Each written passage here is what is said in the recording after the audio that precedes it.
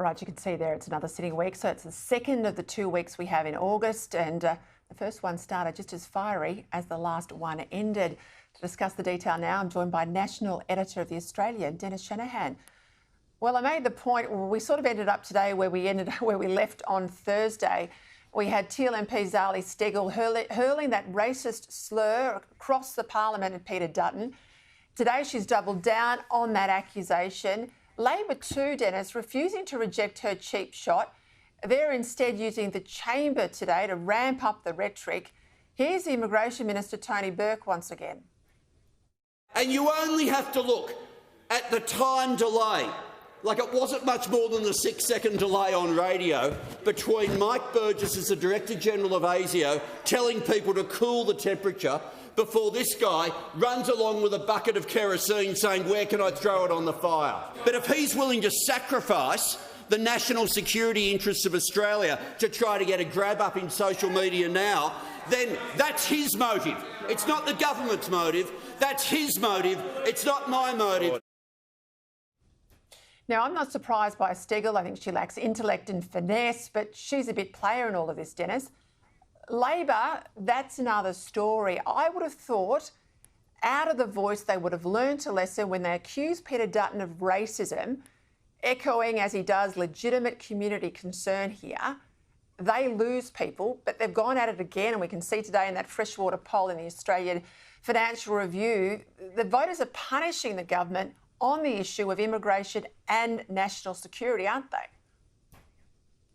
They are indeed, and what I like about the freshwater polling is it has these issues each time. So it's not just a time off, there's a complete line on what people regard as the most important issues and how they rate the government handling them. What is interesting in the freshwater poll, apart from a two-party preferred preference for the coalition, second time in a row, but it's the issues and the issues of immigration and asylum seekers, national security, the related issue of crime. All of these measures have gone down for Labor and up for the coalition in the last since the last poll. So what we are seeing is that the government is trying to say, look away, don't look here, nothing happening. But Peter Dutton, I think, has hit a responsive nerve amongst the public about this. He is saying that he is asking a reasonable question, as he did on the Voice to Parliament. He is saying, give us some facts, and all we will do is ask for a pause on immigration and tourist visas from Gaza. Now, I think it's beginning to cut through, and the freshwater poll demonstrates that Labor's going backward on that issue to join all the key issues on cost of living, economy and housing. So the government is well behind the coalition in that freshwater poll. Phil Coorey, who's written it up, makes the point that Labor's spinning their wheels. They are. They're 32% primary, is sort of back where they were 2 and a bit years ago. Now, they've had the megaphone of government. They've spent billions and billions and billions of dollars trying to deal with cost of living and clearly failing in the eyes of voters. If you look across that issues graph again, we'll put it up on the screen, you can see nowhere there are they getting above 30% in terms of their carriage of the issues. The coalition's beating them. A couple of points there, the coalition's well into 40% of voter support.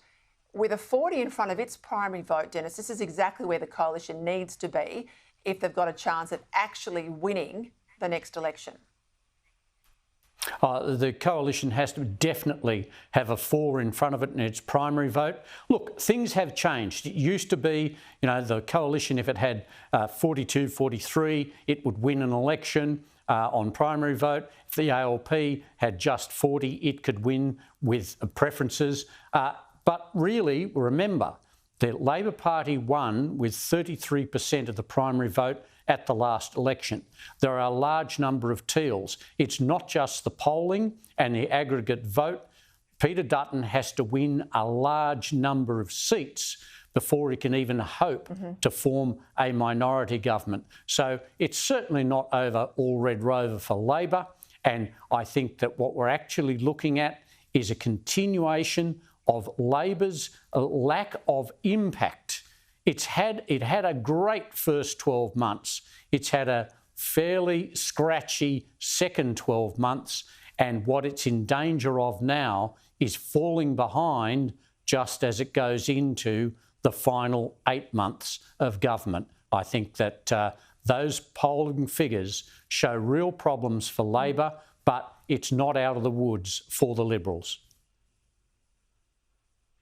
You make the point that Libs have to win a lot of seats, and I think that it's the electoral arithmetic that's tough. You can see they're doing well in the polls, but when I sit down and go seat by seat by seat around the country, it's hard to see where the swag of wins are going to come to move the needle enough for Dutton to form majority government.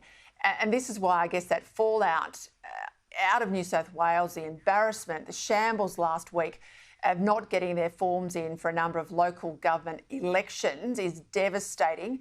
They tried over the weekend to get the State Electoral Commission to grant them an extension. That failed.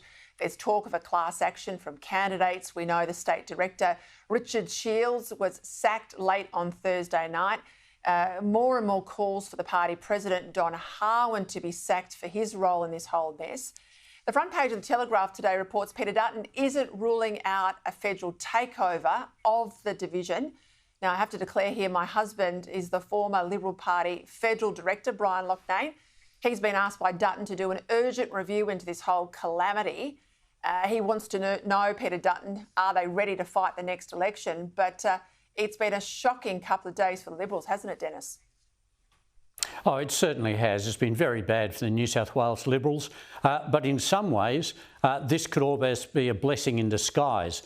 It's not like Europe or France or Italy where local council elections have a flow-on effect, direct flow-on effect to federal elections. What we're actually seeing, though, is a demonstration of how bad organisation, a lack of organisation, can actually limit the activities of the federal party at a federal election. And I think in some ways this will be a blessing in disguise, because I have no doubt that Brian Loughnane, who's the best in the business in these reviews, will provide the grounds for Peter Dutton to actually take over the New South Wales branch and provide a solid management going into the election next year. So I think that while this has been a bad week, it does have an opportunity for Peter Dutton to exert some federal control on a very riven state branch. And it's interesting too, there's all this debate about, the heavy-handedness, quote unquote, if the feds do take over the New South Wales Libs. But I need to mention, it was reported in The Age yesterday, that is exactly what's happened in Victoria by federal Labor over the last couple of days, and it's barely rated a mention. Anthony Albanese has written to the ALP National Secretary, Paul Erickson, and says, Erickson, I want you to take on the responsibility of all the Victorian Labor pre-selections for the federal election. Now, two very different media treatments here, Dennis, to the same issue. One's in Victoria with Labor, one's in New South Wales with the Liberals. Oh, one man's intervention is another man's cooperative takeover. Look, I think both leaders, both Peter Dutton in New South Wales and Anthony Albanese in Victoria, would be only too happy to have the opportunity to actually bring in some federal discipline to the redistribution and the pre-selection, because redistributions have changed things. We still haven't seen the final redistributions, federal redistributions, and I think both federal leaders know the importance. After all, New South Wales is going to decide the federal election, and they cannot afford to lose one or two seats. And by the same token, Anthony Albanese doesn't want to give up Labor's stronghold in Victoria. Both leaders are doing exactly what you would expect them to do, although it comes with different excuses and different treatment. Spot on, Dennis Shanahan. Thank you for your time.